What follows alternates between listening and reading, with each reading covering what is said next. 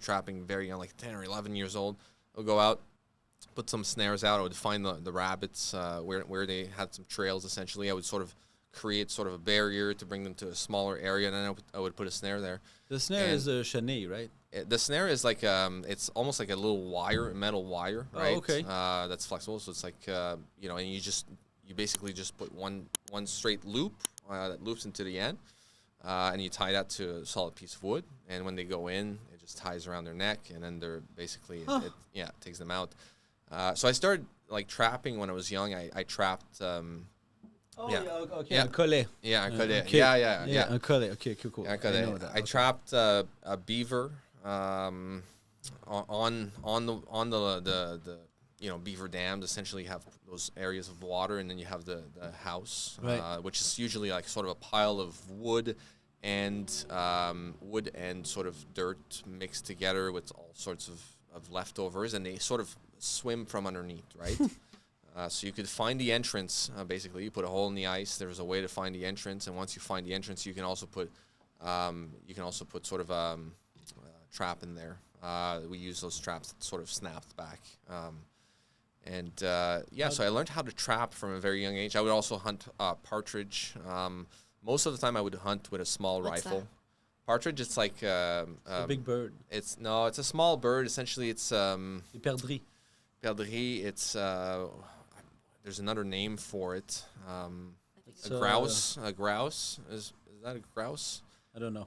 It's a perdrix in French, and I thought it was partridge. But we have them a lot.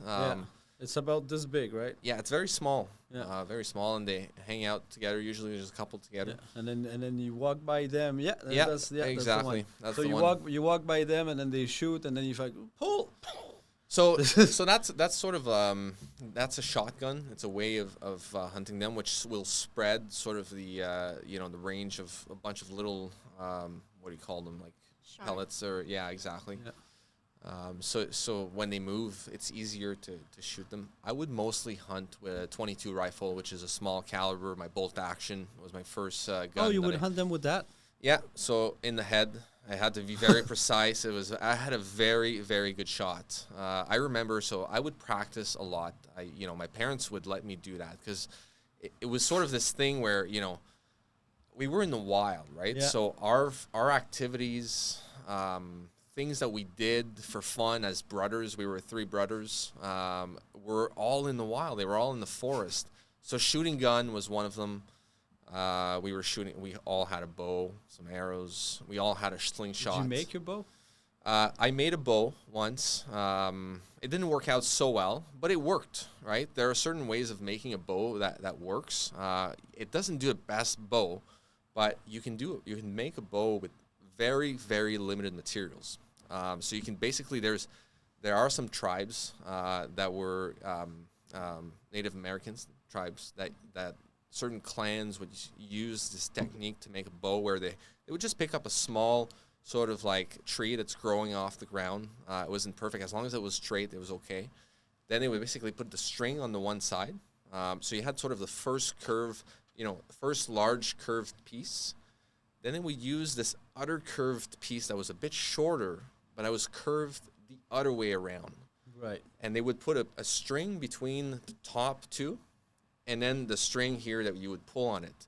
So even if your piece of wood wasn't super solid, because you had pressure between opposing, exactly. So it's always like you pull on the first, it would pull on the second one, and it gave you more power, more pressure, essentially. So I've experimented with that, as a kid, but we had very good bows. So it's sort of this thing where you played with everything. We just played in the wild, doing crazy things. I would throw knives. I had a collection of throwing knives. I had nunchucks, which is crazy because I did martial arts. So my parents put me in Jiu-Jitsu. I got my blue belt in Jiu-Jitsu. Cool. I think I was like 13 or 14 when I got my blue belt. I didn't go above that. Do you do this anymore? Or? I Not don't. right I haven't done jiu-jitsu since I was 16 years old. I stopped when I left my parents doing all forms of martial art. I did jiu-jitsu from the age of 6. I stopped doing it at 14, but then I started. I joined this other academy that was more. That was when UFC was starting, and there was sort of this mixed martial art academy that opened up in the region. It was a bit more rough, and it was sort of a fighting. Jiu-jitsu is like the art of defending yourself. So you're not necessarily like, You're not throwing jabs. You're not right? throwing jabs. But then I went through this other school and I learned a little bit more on being in the ring and fighting. It's, a lot more action. And I remember the day before my graduation pictures in high school, and I have this picture I would have to show you. I have this huge black eye for my graduation pictures because the night and the crazy part is this was so funny because one of my best friends, his name was Jay, and he was very talented in martial arts, and we were also like both of us would work out, so we were both like sort of these tall. At 16, I was stronger. I've never been as strong as I was when I was 16. I would work out twice a day. We had a gym at high school. So I would lift weights, every day, twice a day, and he would too. So I remember we had like the bench press competitions at school, and we were both the two top tiers, and we were doing martial arts together. And we had a match, like a very friendly match, and he knocked me out. It was sort of this thing. It's just like I thought it was gonna give me a kick, and he actually he was just bluffing, and he did this huge punch. He just knocked me the fuck out. I was cold. Yeah, cold. I was done. So, and then the next day I had a black eye, and I did martial arts for most of my youth, but never got into an actual fight ever, because the first thing they teach you in jiu-jitsu is like it's the art of defending yourself, but you avoid every fight that you can. Well, Yeah, you're not starting. Yeah. When So you get choked, you get and you never know what can happen, right? So if you're able to avoid it, I knew how to defend myself, and my parents were sort of like, they were pushing me to learn martial arts, and I loved it, so I continued. I when I was a kid, I would do like jiu-jitsu competitions and stuff.